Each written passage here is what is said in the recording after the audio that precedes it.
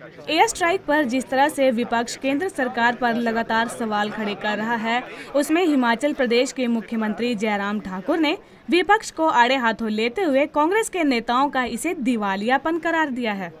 उन्होंने बड़े ही सख्त लहजे में विपक्ष को चेतावनी देते हुए कहा कि जिस तरह के समय से देश गुजर रहा है, उसे हालात समझने की जरूरत है।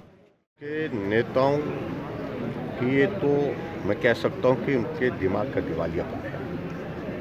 देश किस दौर में से गुजरा है, इस हालात को समझने की आवश्यकता है। और हमारे लिए सौभाग्य की बात है कि ऐसा मजबूत नेतृत्व इस वक्त देश के पास है, आदरणीय मोदी जी के रूप में, जिन्होंने पाकिस्तान को जिस भाषा में जवाब देने की आवश्यकता थी उस भाषा में जवाब दिया। सर्जिकल स्ट्राइक की जहां जरूरत थी वो किया। वहीं भाजपा नेता अनुराग ठाकुर ने भी एयर स्ट्राइक पर बयानबाजी करने वाले नेताओं पर निशाना साधते हुए कहा कि विपक्ष दल राजनीतिक लाभ लेने के लिए ऐसा प्रस्ताव पास कर रहे हैं जिसकी तारीफ पाकिस्तान में हो रही थी।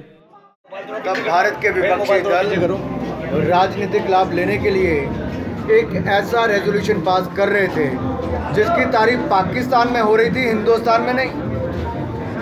भारत को उस समय में जब पूरा भारत एकजुट नजर आता, राहुल गांधी जी और विपक्ष के दलों ने बांटने का काम किया है। दुर्भाग्य इस बात का है कि 10 वर्षों में ना वो राफेल जहाज खरीद पाए, और उस समय उनके रक्षा मंत्री ने कहा कि भारत के पास पैसा कहाँ है। कांग्रेस और उनके सहयोगी 12 लाख करोड़ के घोटाले इस देश में करके चले गए, लेकिन राफेल जहाज नहीं खरीद पाए।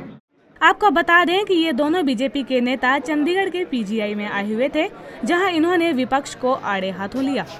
पंजाब केसरी टीवी चंडीगढ़ के लिए कुलदीप कुमार के साथ भगवत सिंह की रिपोर्ट।